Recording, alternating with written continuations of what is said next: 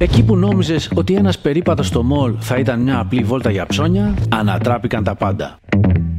Βρέθηκες ξαφνικά να διπλώνεις ρούχα και μάλιστα που δεν είναι δικά σου. Να αλλάζεις πάνα σε ένα μωρό που δεν είχες ξαναδεί ποτέ. Να φουσκώνεις μπαλόνια σε ένα πάρτι που δεν το οργάνωσες καν εσύ. Και όλα αυτά ενώ κάποιος σε χρονομετράει. Καλώς ήρθες στο experiential event της Eurolife.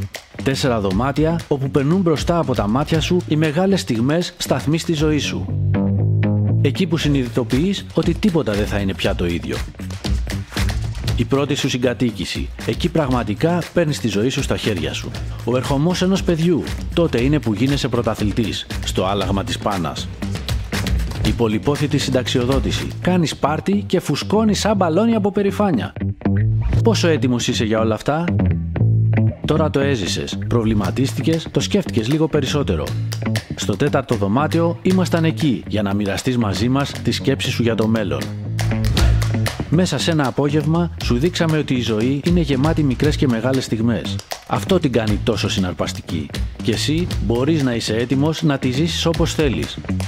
Γιατί στη Eurolife έχεις τον άνθρωπό σου.